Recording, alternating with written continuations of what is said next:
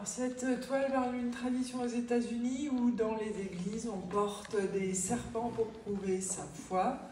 Ici on a les croyants avec les serpents autour de leur cou. Et il y a ce grand personnage qui est inspiré aussi de Méduse, de la Vouivre et de tous ces personnages très serpentaires, qui représentent la terre-mère. Et dans son manteau, elle les protège. On retrouve le soleil et la lune et une étoile flamboyante avec l'œil au centre. On retrouve d'autres symboles qui reviennent comme le cœur. Et c'est été inspiré par un livre qui parle des snake handlers, comme on les appelle, et qui m'avait beaucoup marqué. Alors c'est Erzulie Dantor ici, avec son enfant, on la reconnaît aux 3 cicatrices sur la joue. Son bébé, son symbole est un cœur. Ici, il est représenté en tant que cœur et pas en tant que bébé très symbolique. Il y a toujours les serpents, on les retrouve dans beaucoup de mes tableaux puisqu'ils représentent la guérison.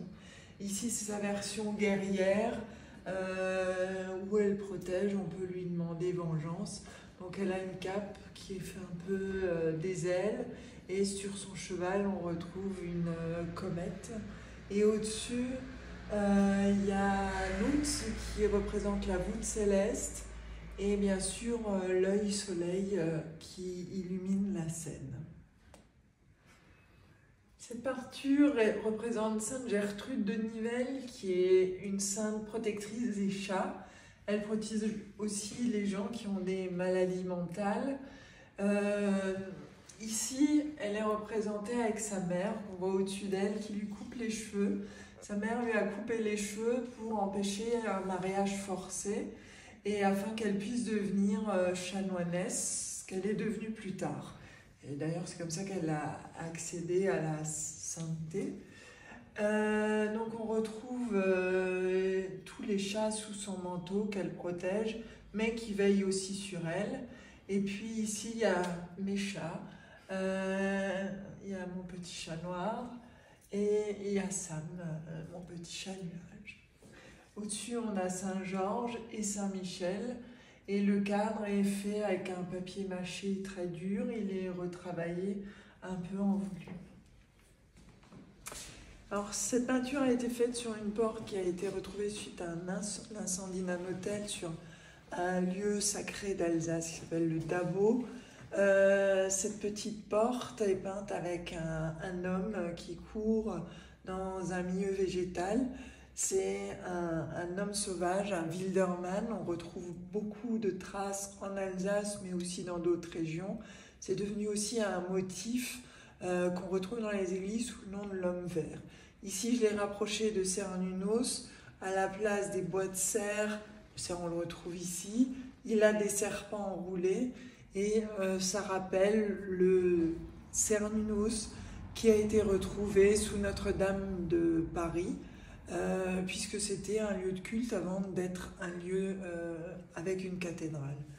Donc à l'époque, les ermites étaient considérés un peu comme entre les saints et des personnages qui font peur. Et on retrouve ici un Christ, puisqu'on rapproche aussi Cernunnos du Christ pour le cycle de vie, mort, renaissance. Tableau autobiographique, on retrouve dans la première partie une femme enceinte. On voit qu'elle a un soleil à la place du ventre qui embrasse la mort.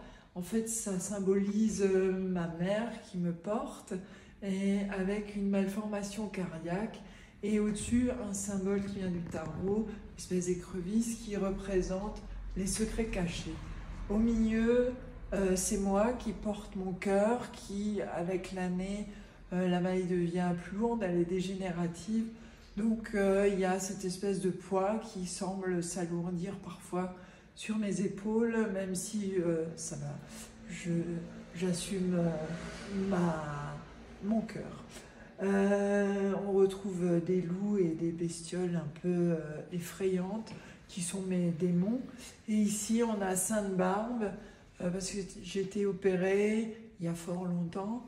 un 4 décembre, donc le jour de la Sainte-Barbe, est transporté par une ambulance Sainte-Barbe et ma grand-mère a trouvé une chapelle Sainte-Barbe en se promenant, une chapelle en ruine qui a été refaite depuis et que je vous invite à visiter en Alsace.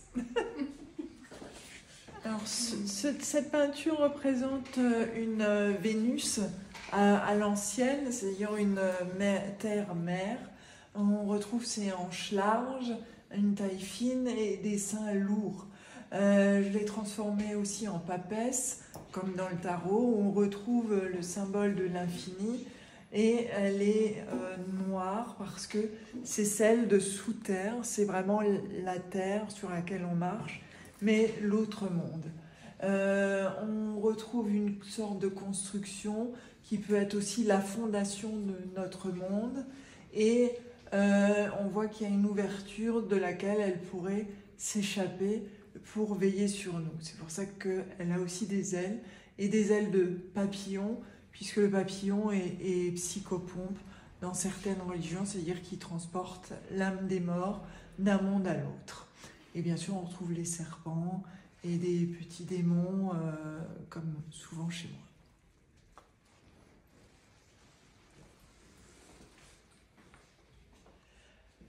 Alors, cette aquarelle représente ce qu'on a appelé la Vénus autantote, mais qui s'appelait plus tard Sarah, ou Zwarte. Elle a été enlevée d'Afrique du Sud par des Hollandais, et ici elle est représentée non pas comme elle l'était dans les cirques humains, mais plutôt comme une déesse, et surtout on voit les chaînes autour de ses bras, mais elle est représentée comme le monde, la carte du tarot, et les deux bœufs représentent sa culture, et je lui ai mis des bijoux qui sont inspirés des bijoux d'Afrique du Sud. Le lion représente la force au-dessus. Et derrière, on voit un paysage triste en noir et blanc qui représente le monde industriel dans lequel elle a évolué, arrachée à son monde. Alors voilà une autre mère nature, elle est inspirée de l'Artémis d'Éphèse. Ici, elle est en gloire. Entre ses jambes, on retrouve Cernunnos qu'on reconnaît au bois de serre. Les bois sont inspirés des tatouages de la princesse Ukok, qui a été retrouvée il y a quelques années et qui portait déjà des tatouages à l'âge de fer. Donc il y a ici le féminin et le masculin qui s'opposent tout en ne faisant qu'un, et on retrouve beaucoup de symboles de la terre, des humains, mais elle reste la puissante mère. On voit le Christ en vague qui représente la puissance et une grande coiffe qu'on appelle dans les pays slaves un kokoschka. Donc voilà un tableau qui représente la tempérance. On la reconnaît, elle porte les deux jarres sur ses épaules. Elle coule, il n'y a pas la rivière va se créer après. Et la tempérance doit gérer les deux flux de ses cruches pour ne pas être déséquilibrée. Donc dans le tarot, c'est une carte qui représente cette recherche d'équilibre et d'être dans le juste milieu. On retrouve en bas toujours le squelette et les racines qui représentent le cycle de mort et de vie, puisque des morts renaît la vie, etc. Et cette pluie qui représente une pluie fertile pour la terre et du coup aussi pour l'humanité. Alors cette peinture représente une histoire qui m'a touchée, c'est celle des enfants de Gaza qui fuyaient avec leur chat, donc je suis très chat, et aussi d'une femme qui s'occupe des chats en milieu des bombardements dans une des villes qui a été complètement détruite. Ici les costumes, ce sont des costumes traditionnels palestiniens, et ici on voit Al-Borak, le cheval d'Allah, et qui porte Allah sur son dos, dont on ne voit évidemment pas le visage, puisqu'il va porter un voile, et c'est une des premières représentations d'Allah dans les peintures perses. C'était avec se voile et donc il se promène tout à fait anonymement. Et donc cette histoire m'avait beaucoup touchée et j'avais envie de la représenter. Alors ici, c'est un clin d'œil à l'actualité, c'était sur le réarmement démographique. Donc j'ai peint cette Vierge en gloire avec une grande robe pleine de dorures, une grande couronne. Elle a des seins qui abreuvent des enfants et en dessous on trouve aussi une femme enceinte. Je la représente souvent avec un soleil sur le ventre. C'est une représentation qu'on peut retrouver dans des églises de la Vierge avec le soleil qui représente le fait de porter la vie. Derrière, on trouve l'homme et la femme sauvages qui représentent le côté plus sauvage de la sexualité et en même temps, c'est un appel tout simplement à l'amour, au désir, que ce soit pour faire ou non des enfants. Alors, ce dessin qui est au graphite aquarelle représente donc Marie-Madeleine avec un papillon. Marie-Madeleine avec ce papillon représente un personnage psychopompe, c'est-à-dire qu'elle fait passer d'un état à l'autre, d'un monde à l'autre, du monde vivant à celui des morts. Et donc, dans le cadre biblique, elle fait passer Jésus au stade de Christ. Quand il meurt sur la croix, elle est à ses pieds. Et ensuite, il peut s'élever et devenir le Christ. Donc, et c'est aussi à elle qui dit Noli me tangere, qui peut être traduit de différentes manières. Et ma préférée, c'est Ne m'oublie pas. Et on retrouve ici le statut de Marie-Madeleine avant qu'elle ne rencontre le Christ, enfin Jésus, puisque c'est pas encore le Christ, et où elle était prostituée. Et donc après, on la représente souvent avec le crâne pour se souvenir de sa vie d'avant et se souvenir aussi de la mort du Christ après. Ici, c'est une petite aquarelle qui représente l'éclipse. On voit la lune ici en serpent qui va venir manger le soleil. C'est inspiré aussi des légendes égyptiennes où le soleil devait faire un cycle sans être mangé par le serpent. On retrouve la voûte étoilée Nout ici, et puis les gens qui regardent dans le ciel. Et c'est aussi les trois fates, comme on dit en français, qui représentent le destin. Et puisque les gens ont toujours peur que leur destin bascule lors d'une éclipse. Ici, on retrouve Kali, donc la déesse indienne. On retrouve Kali, la déesse indienne. Donc la Kali, c'est pareil, c'est une déesse qui a une double face. Elle apparaît souvent presque comme un démon, c'est-à-dire qu'elle est sombre, elle est vengeresse, elle est destructrice. Mais elle peut aussi protéger beaucoup les gens qui lui demandent,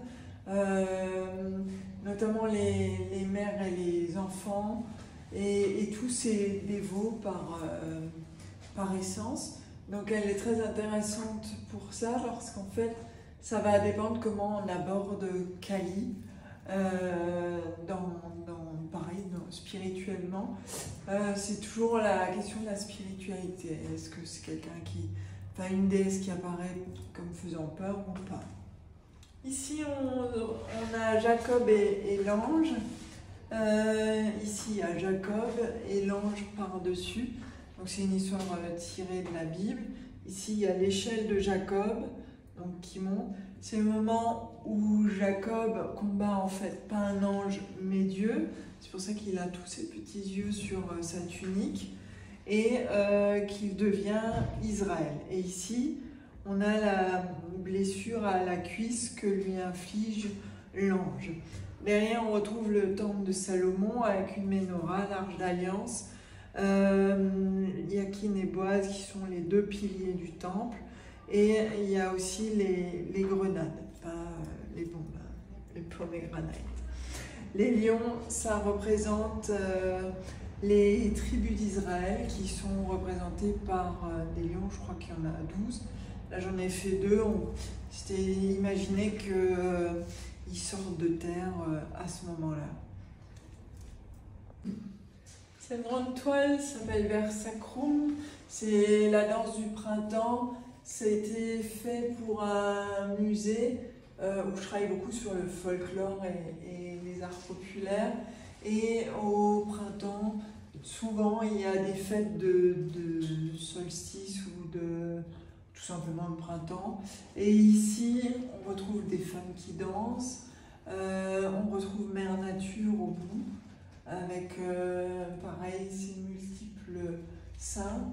Ici, ce sont des personnages qui vont amener des offrandes. Et ici, il y a le soleil qui est en espèce de roi soleil, puisque c'est celui qu'on attend au printemps. Donc ici, il porte une tête d'ours. C'est inspiré de certains folklores où on va s'habiller en peau d'ours. Et au printemps, on la porte, puisque l'ours s'éveille au printemps et marque justement cette rupture entre le froid et la saison où il va commencer à faire plus chaud.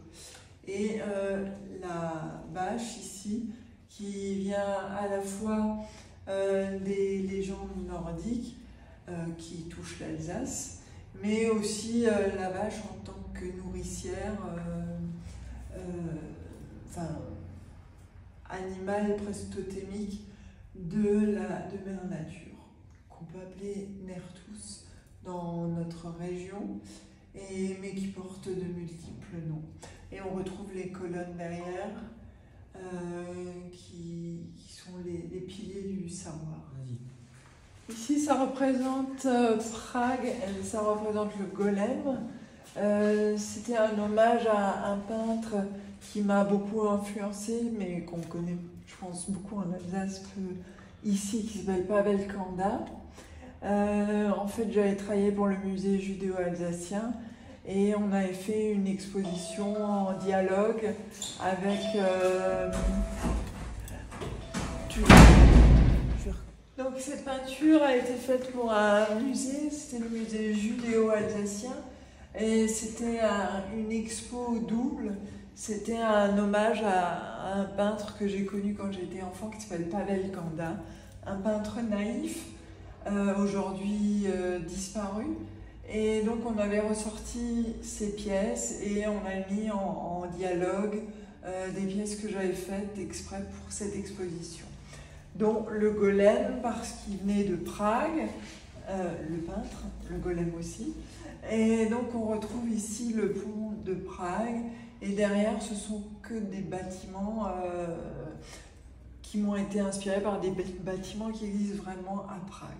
Au centre on retrouve le golem, qui est un peu comme une boule d'électricité ou d'énergie, et avec le double serpent, un peu de Hermès Trismégiste.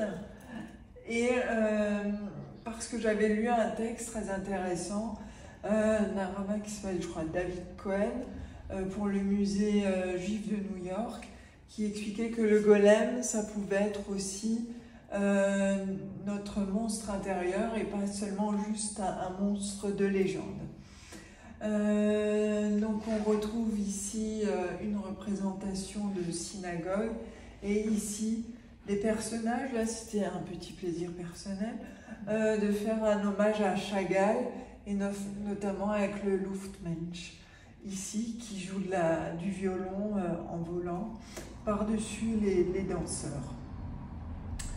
Donc voilà pour ce. Sur cette grande pièce qui est un triptyque qui représente la jungle.